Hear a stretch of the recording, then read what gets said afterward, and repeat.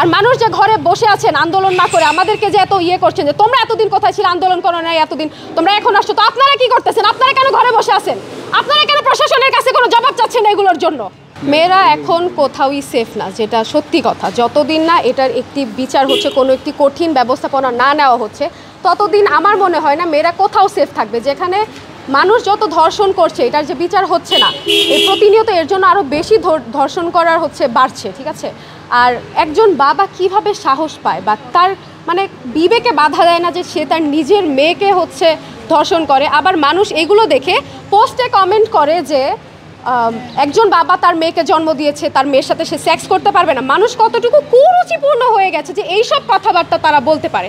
তো এবার চিন্তা করেন যে দেশ কোথা থেকে কোথায় চলে গেছে, মানুষের জ্ঞান বুদ্ধি কোথা থেকে কোথায় চলে গেছে, কতটুকু বিকৃত মস্তিষ্কের মানুষ হলে মানুষ এইসব কথাবার্তা বলতে পারে। আসলে আমরা তো সরকারের কাছে আশা করেছিলাম, যেহেতু 5 আগস্টের আগেও তো ধর্ষণ হতো, তখন জিনিসগুলো গোপন থাকতো, এখন প্রকাশ্যে সব কিছু হচ্ছে। তো আমরা সরকারের কাছে যেটা আশা করেছিলাম সেটা হচ্ছে আমরা সেফলি রাস্তাঘাটে হাঁটতে পারবো, আমাদের পোশাক আশাক নিয়ে কেউ কিছু বলতে পারবে না, আমাদেরকে রাস্তায় দেখে আঙ্গুল তুলে কেউ কথা বলতে পারবে না, আমাদেরকে রাস্তায় হ্যারেস করতে পারবে না, ইফটিজিং করতে পারবে না, কেউ কিছু বলে কষায় ঠাস করে থাপ্পড় দিয়ে বসায় রাখবো, কারো কোনো সাহস হবে না কিছু বলার। সেখানে দেখা যাচ্ছে এখন উল্টোটা হচ্ছে, মানুষ যেভাবে পারছে সেভাবে অন্যায় অবিচার করছে, মানুষের ওপর মানুষ নির্যাতন করছে। তো এটা আসলে সরকারের কাছ থেকে আশা করিনি। আর যদি আমরা কিছুদিন দেখব, আমরা চাই যে এটার সুস্থ বিচার হোক, আর আমরা কিছুদিন দেখব স্টুডেন্টরা যে এখন সরকার এটা নিয়ে কোনো পদক্ষেপ গ্রহণ করেন কি করেন না। আর যদি এটা নিয়ে কোনো পদক্ষেপ গ্রহণ করা না হয়, তাহলে আমরা স্টুডেন্টরা আবারও নামবো, দরকার হলে আমরা আবারও নতুন সরকার গঠন করব আন্দোলনে নেমে। যেহেতু আমরা বিচার পাচ্ছি না, আমরা নিজেদের ভালোর জন্য যেহেতু সরকার নির্বাচন করেছি, যেখানে আমাদের কোনো ভালো হচ্ছে না, সেখানে আমাদের এই সরকারের কোনো দরকার নেই। আমার কাছে মনে হয় এটা দুজনেরই দায়ভার, প্রশাসন এবং সরকার। সরকার যদি এগুলো নিয়ে কথা বলেন আর প্রশাসন যদি এগুলো নিয়ে ব্যবস্থাপনা গ্রহণ করেন, তাহলে কিন্তু কারো সাহস হয় না এগুলো করার। আর মানুষদেরকে আর কি বলবো, তারা তো মনে করেন ব্যানার, পোস্টার, সাইনবোর্ড এগুলো চেঞ্জ করার মধ্যে ব্যস্ত। মানুষ আমাকে বলতেছে, আমি যে আন্দোলন করছি এটা নিয়ে মানুষ আমাকে বলছে যে তুমি আন্দোলনে নেমে কি করে ফেলেছো। আমি বলবো তুমি বাসায় বসে কি করে ফেলেছো? এখানে যে এত মানুষ ধর্ষণ হচ্ছে, তুমি বাসায় বসে কি করে ফেলছো? চুরি পরে বসে থাকো বাসায়।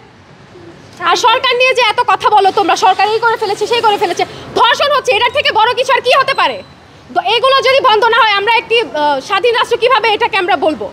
তার থেকে বড় কথা হচ্ছে, আপনারা বলছেন উন্নত হচ্ছে দেশ, কোন দিক দিয়ে উন্নত হচ্ছে? ধর্ষণ হচ্ছে, মেয়েদেরকে মারা হচ্ছে, ওপেনলি রাস্তাঘাটে শিশুদেরকে ধর্ষণ করা হচ্ছে, মানুষকে কুপিয়ে হত্যা করা হচ্ছে, ডাকাতি হচ্ছে, ছিনতাই হচ্ছে।